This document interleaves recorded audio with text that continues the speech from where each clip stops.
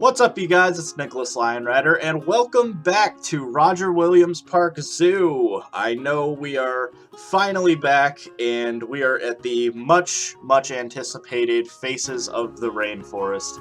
This episode, well, I guess episodes, I should say, have been long awaited since the beginning of this series. I don't know why, frankly. I mean, it's a dome. Well, it's not even a dome. It's like a weird angular building. But it's the big South America building. It's the newest exhibit at the zoo, and I am today joined with my good buddy Leaf. What is up, everybody? How are we doing? How are we hanging? So, for those who aren't aware, Leaf is a fellow Planet Zoo content creator. Kind of blowing up recently. I'm not gonna lie. You're actually, finally getting the subs you deserve, buddy. Amen. And more notably, he is a fellow Rhode Islander. So this was something that we totally offhandedly figured out, just randomly one day. I forget the actual course of events, but we were maybe in like, I assume it was like Beyond Drew's chat or something on a community showcase or something. It probably was, yeah. Because like I said, we both make content and very similar content. We both do modding and time lapses and stuff like that. And just coincidentally, like, he just mentioned something about, I'm like, where do you live? Because he mentioned something about Roger Williams, and he's like, oh, I live in Providence. And I'm like, wait a minute, Providence, Rhode Island? And he's like, yeah. And I'm like, wait, so we've been next to each other this whole time, and I wasn't aware of this. And yeah, and that appears to be the case. So once we started figuring that out or whatever, we've just become very good buddies. I've been helping him with modding. We've been collabing. We have obviously Terra Nova now is the big series that we're doing with a bunch of other creators. First episode is now up if you guys want to check that out. But yeah, so he's been actually helping with Roger Williams recently. So I guess we could kind of talk about this because this relates to Face of the Rainforest. But Faces of the Rainforest, as well as what Leaf has done, which is Hasbro's Big Backyard, was the first phase of the 20-year master plan. Now, the master plan originally was planned to include several other big key features over the course of, 20 years. So Phase 3 is going to be the big one, which, I don't even know if it's going to go through because it's, way down the line. But that's going to be the one that's going to introduce big things like tigers and bears and moose. Moose was a cool one. That was, and so that was all like really fun. But I told Leaf, I'm like, listen, I don't want to work on the playground. Like, Hasbro's Big Backyard, I had little to no interest in doing at all. I just didn't want to bother with it. It was something I had no interest in. It was a thing that, if anyone remembers, way back in one of the first episodes, I actually mentioned how so over here is where, like, the playground areas, I want to avoid it, and I ignored it for the longest time. I just literally, once we hit the cheetah habitat, just went, yep, there's nothing that way, and just went to the out ads and stuff and just totally forgot about that area. But now that we're almost done with the series, I'm like, hey, Leaf, you like this zoo, and you're a really good builder. How would you like to do this whole area? And what did you say, Leaf? I mean, I wanted to get into the project anyways, just because, like, I don't know, Roger Williams has basically been, like, my entire childhood. Big Backyard really isn't my entire childhood. In fact, I kind of despise it a little bit, but yeah. I don't know, it's still, like, a kind of cool playground, I guess. Like, I'm sure the kids love it and stuff like that. So, figured why not just get in there, offer you a hand in it. So, yeah, I just, like, started building in it, like, I actually started making blueprints for it, like, right after you asked me to, like, join in. So I already had them, like, roaring and ready to go right beforehand, and I'm just, like, trying to squeeze them all into the little bit of space that we have for it. Yeah, so I do want to apologize about that. Obviously, when I made the zoo, it was a very, very tight proportion-wise back in the day. So I went off the 2D map of the zoo, which isn't accurate. I should have gone with the Google Street View. And so I tried to squeeze as much as I could into the little area. So unfortunately, I gave Leaf, like, not a ton of... You've done, I must say, you've done a phenomenal job with the space the space that you have. So you did a great job there. And yeah, so Leaf and I are in talks, though. And I don't want to make any promises. Me and him may be continuing Roger Williams with some little side ventures once this series is over. Because, you know, obviously, we're kind of rounding out the series now. We only have a couple episodes left. We have a few episodes left of Roger Williams, and then that would be it. And I know a lot of people have become very attached to this series over the course of the last year, so needless to say, we're in talks that we don't want this series to die either. So who knows, you know, I mean, to a greater extent, Leaf might be a bigger part of the series in the future going forward.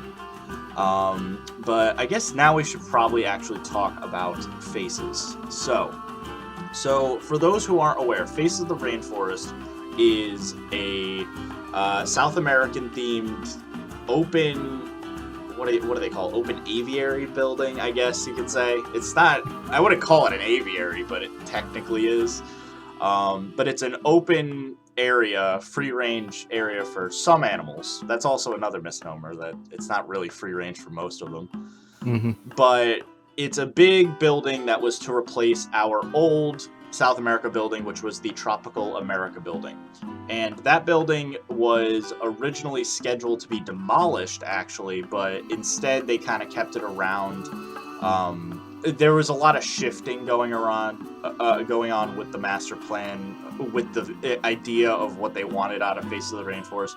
The original concept art, I'll pull up a picture of what we were supposed to originally get, was totally different from what we actually got. The original... It looks so much better. I'm sorry. No, I agree. So the original plan was we were supposed to have a very similar idea to what we have right now, which was a very, very large open, you know, canopy area.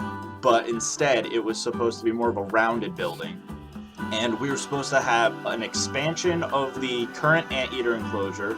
They were going to demolish the Tropical America building and make it a interspecies maned wolf / giant Anteater Enclosure. So that was one of the first things. We were supposed to get maned wolves. And then the inside of the building was a totally different layout. It was supposed to be basically a trifecta design where you would have had an indoor viewing of the maned wolves and giant anteaters, an elevated viewing platform where you could see a much larger outdoor monkey enclosure, which was a big thing. So one of the things that they really wanted out of this expansion was our monkeys for the longest time did not have an outdoor enclosure. So they were always in this kind of like dingy little inside enclosure, and they never had access to climbing frames on the outside or like at all. Which is kind of a shame. But so that was one of the things they definitely wanted to change. And so in the original plan, they had a whole outdoor enclosure that you could go to, and then an elevated viewing platform on the inside that would let you look out into the outdoor enclosure. And then similarly, we were going to get a brand new Flamingo Enclosure. Now, this is where money and time and, you know, zoo plans change. So like that's a thing that I'm sure most people are aware of when it comes to master plans in general. Master plans almost never work out. Like they never are to the T. Like if your zoo promises like you're gonna get polar bears and wolves and a brand new jaguar exhibit and all this stuff, no, it's very likely that, you know, you might get something where it's like, stuff changes. Hey, by the way, our wild dogs died, so we have an open Africa exhibit. So, hey, you want cheetahs back? Hey, here you go. That's an example of what happened with Roger Williams. And so there's like a lot of little things like that happen with a zoo in particular. A great example right now with Roger Williams is, you know how I was saying how the tigers are a like 2032 plan? Well, yeah. Unfortunately, our dromedary camel, Sasha, died recently. as well as Gina, who is the other dromedary camel. So that habitat where the tigers are supposed to be going is now open for real estate. There's no, exhibit there right now. It's just an empty enclosure. So logic would say that it's very likely that we might get tigers a lot sooner. Now, obviously, with the pandemic, it's, I don't know. Money is probably very, very tight right now. But that is definitely a potential thing we could be seeing a lot sooner. Now, in regards to what the faces we got. So Face of the Rainforest was a $12 million project. If I got my numbers right. I believe it was $12 million. And what happened is they went through a lot of different design phases, and what they ended up with is something that I don't really think was the original plan. The original plan was this was supposed to be a very immersive jungle experience with a lot of South American influence.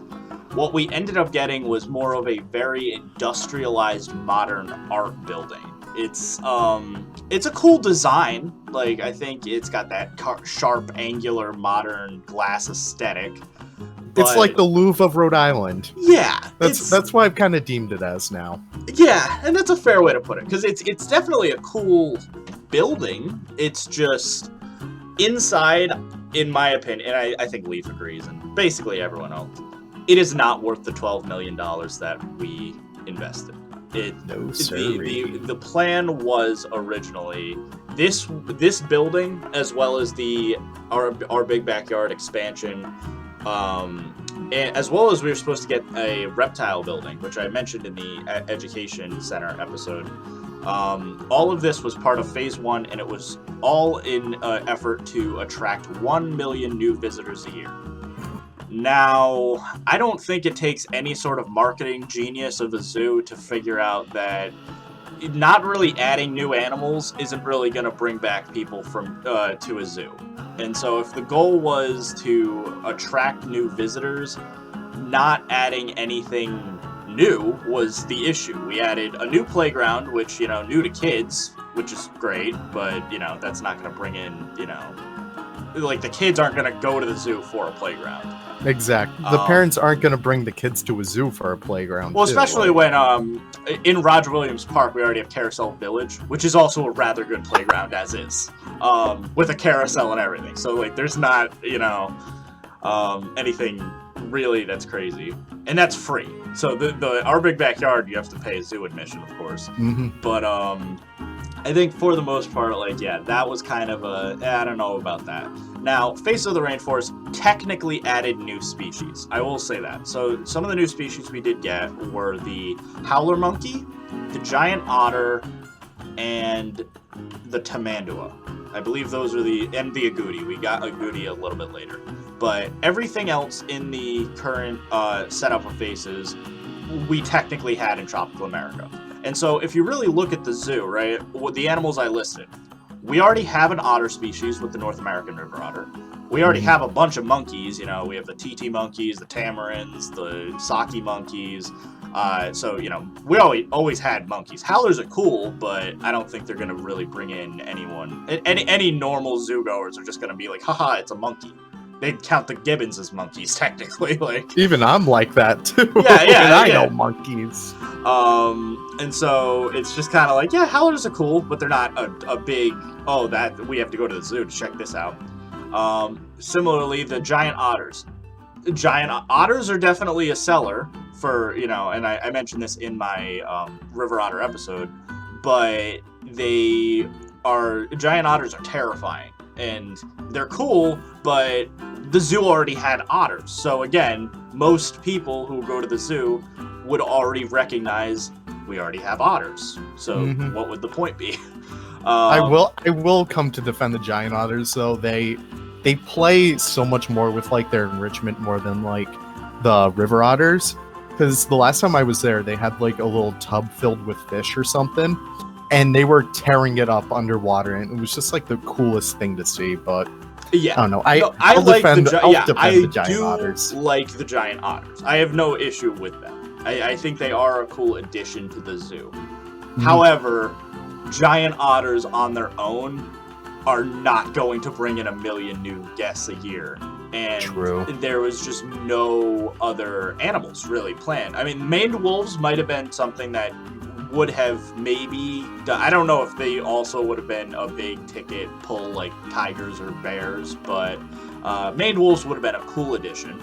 But again, unfortunately, the budget was cut and some stuff was changed. The Flamingo Enclosure was significantly reduced from its original plans. They had to cut stuff, like we were supposed to have a giant aquarium that was going through the Faces building. Basically where I'm building right now, actually. We were supposed to have a big walk-through, essentially aquarium with arapaima and a bunch of different Amazonian fish. That was kind of cut back significantly to be just a black spotted piranha tank, which are cool. Apparently black spotted piranhas are extremely rare, but even from their concept, again, I'll pull up a picture of what their habitat was supposed to be. It's a lot smaller than what it's so sad looking back at all this too. Yeah, like so many cuts, but yeah, exactly. And that's just kind of the reality. Is it's not bad. It's just in like hindsight's 2020, of course. And hindsight is 2020 because that was the other elephant in the room. All of the expansions in the first plan were basically just completely destroyed by coronavirus. So it's really hard to advertise your new state-of-the-art indoor open range building when people can't go into your free range open building. And that was a huge issue for the zoo. Is the first few months Faces was open was winter because it was actually delayed in construction. So not many people go to the zoo in winter. I was fortunate enough to go very shortly after its opening, and yeah, lines were dead. Like obviously, you know. But obviously February I went to the zoo to take reference photos for Roger Williams, actually. Got a lot of the pictures of Faces. And then shortly after that, March hit, coronavirus hit. They had to shut down Faces literally that entire, essentially zoo year, spring and summer, even into fall. I think they eventually got it back open maybe last fall. And as of right now, they are allowing guests into Faces with limited capacity. There's a line that usually wraps around the building all the way to the farmyard. I was like, Leaf knows it. It's a long line. Which again, I should mention, it's a long line. I don't know if it's that worth it, to be honest. It's nice, but it's not that. It's not a roller coaster or anything. Like, it's not worth spending an hour waiting in a line to go see. Depends how much you loiter inside the building, though. That's true. If you hang out for a long time, you can try to make it worth your while. We are almost coming up on the end. Like I said, we have several episodes of Faces, so we can always have Leaf back and continue our long discussion. But yeah, so I just want to kind of wrap up with what animals I actually created in this episode. So the first modded animal is the only free-range monkey, and that is the golden lion tamarin, which seem to be cranking out babies like crazy. I will say that Faces is cranking out offspring like nothing. We always have babies in Faces of the Rainforest lately. So golden lion tamarin, it's actually a new species mod. Probably my first one for this series, actually. Publicly available, I think. And so if you go into the link in the description, you'll actually be able to download this without replacing the capuchin monkey. And similarly, the other animal is a fan favorite, and that is the two-toed sloth. So the sloths are a big fan favorite for the zoo, and again, they also had babies. And so, I will say that, and I talked to some keepers about this, the big draw of Faces of the Rainforest are those babies. We have baby howler monkeys, baby tamarins, baby sloths, a baby tamandua, a baby anteater, baby, everything, baby flamingo, every animal in Faces, I think other than the otters right now, has babies, which is crazy, because that means, if we're going for a breeding program, especially for endangered species like the tamarins, we're doing a very good job. And so I think from that perspective, we are doing an excellent job with Faces of the Rainforest. But with that being said, we are almost done. So I want to thank you for being here, Leaf. I'm sure I'll have you back very soon. Well, thank you for having me. And there you go. You can see me actually placing the sloth in the exhibit right there. Yes. And yeah, so we're just gonna roll some footage. You can see the progress of the build. And yeah, I'll see you guys next time for the next episode of Faces of the Rainforest. Bye, everyone. See you guys.